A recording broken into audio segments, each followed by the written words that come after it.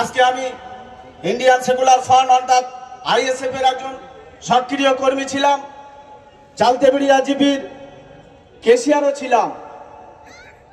কিন্তু আজকে আপনাদের মনে জাগতে পারে প্রশ্ন যে ভাই তুমি চালতেবেড়িয়া জিপির কেশিয়ার ছিলেন, আইএসএফ থেকে জিতেছেন, কেন আজকে তৃণমূল কংগ্রেসের এই স্টেজে তৃণমূল কংগ্রেসের মাইকে তৃণমূল কংগ্রেসের ব্যানারে কেন আপনি আজকে কথা বলছেন?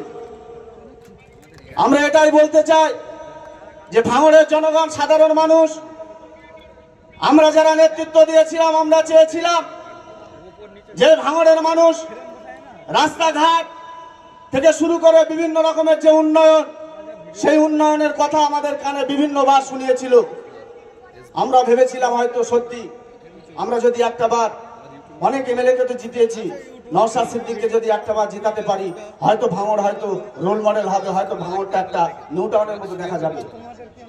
কিন্তু তারপরে আমরা দেখতে পেলাম দুয়ারে এমএলএ নামে একটা প্রোগ্রাম করেছিল আমাদের কোষপুকুর গ্রামে, আমরাও নেতৃত্ব দিয়ে সেখানে দুয়ারে এমএলএ ক্যাম্প করেছিলাম।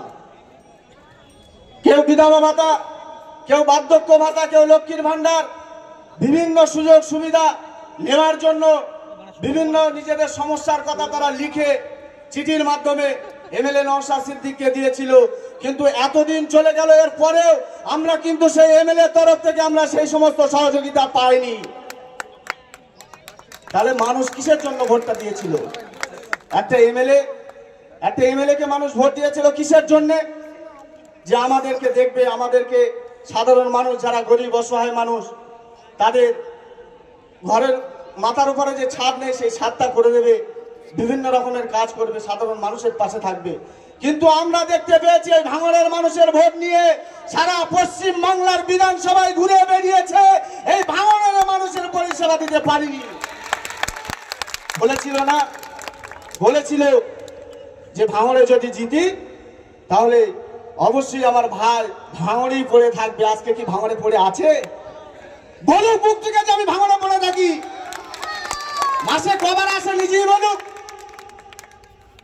আর 5 বছর পরে লিফলেট আকারে প্রত্যেক বাড়িতে বাড়িতে পৌঁছে দেবে বলেছিল, তাই তো? আর বেশি দিন সময় নেই। আমাদের চোখে দেখা, আমরা যা দেখতে পাচ্ছি, ভাঙড়ের মানুষ সেটাই তো দেখতে পাচ্ছে, সবাই দেখতে পাচ্ছে। কয়েকটা হাই মার্সের লাইট ছাড়া আর কিছু আর দেখতে পায় না। সেই লিফলেটে কি লেখা থাকে তো আমরাও দেখতে চাই, সবাই দেখবে সেই লিফলেটে যে 5 বছরে দুয়ারে এমএলএ করার পরে 5 বছরে ভাঙড়ের মানুষ ভোট দিয়ে এমএলএ তৈরি করেছে, সেই এমএলএ কি করেছে না করেছে শুধু নামে তাল পুকুর ঘটি দেবে না, ওটা বললে আর হবে না। লম্বা চওড়া বক্তব্য নয়, সামনে আসছে আমাদের বিধানসভা ভোট। আমরা চাই এই ভাঙড় থেকে তৃণমূল কংগ্রেসের পতাকায় ঘাস ফুল চিহ্নে এই ভাঙড় থেকে আমরা বিধায়ক তৈরি করতে চাই, ঠিক তো নাকি?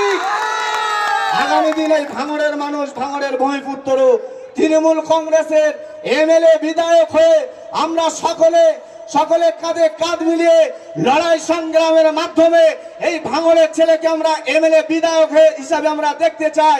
আর ভাঙড়ের যে উন্নয়ন আজকে আমাদের সামনে বসে আছেন ক্যানিং পূর্বের বিধায়ক, আমাদের ভাঙড়ের মাত্র একজন অবজারভার, তিনি দায়িত্ব নিয়েছে, যে কাজ করেছে আমাদের এমএলএ কে, আমরা এই ভাঙড়ের এমএলএ কে বলতে চাই যে শওকত মোল্লা মহাশয় এই 2-2.5 বছর দায়িত্ব নিয়ে যে উন্নয়ন করেছে, আপনি 5 বছর হতে যায়, কি উন্নয়ন করেছেন আপনি আপনার স্টেজ করে এরকম বলুন না যে এই উন্নয়ন আমরা করেছি। আজকে শওকত মোল্লা রাস্তাঘাট, ঢালাই রাস্তা, ড্রেন, তারপরে সাবমার্শাল দিয়ে পানি জল খাওয়ার জন্য মানুষের যে উপকার করছেন, এর জন্য আমরা শওকত মোল্লা মহাশয়ের কাছে আমরা কৃতজ্ঞ, আমাদের নেত্রী মমতা বন্দ্যোপাধ্যায়ের কাছে আমরা কৃতজ্ঞ। প্রত্যেককে ধন্যবাদ জানাই। আগামী দিন লড়াই হবে, লড়াই সংগ্রামের মাধ্যমে আবার এই ভাঙড়ের তৃণমূল কংগ্রেসের পতাকা পথ করে উঠবে এবং এই ভাঙড়ের মানুষ তৃণমূল কংগ্রেসকে ভোট দিয়ে আগামী দিনে এমএলএ নির্বাচন করবে, এই আশা, এই আকাঙ্ক্ষা রেখে আজকে বক্তব্য আমার এখানেই সমাপ্ত করছি। জয় হিন্দ, বন্দে মাতরম। আমাদের ভাঙড়ের অবজারভার মাননীয় শওকত মোল্লা মহাশয়, সর্বোপরি উপস্থিত আছেন আমাদের ভাঙড় বিধানসভার ওয়াল নেতৃত্ব, আর সামনে বসে আছে তৃণমূল কংগ্রেসের যোদ্ধা, তৃণমূল কংগ্রেসের যে সমস্ত নেতৃত্বরা আপনারা সামনে বসে আছেন, প্রত্যেককে ধন্যবাদ জানাই।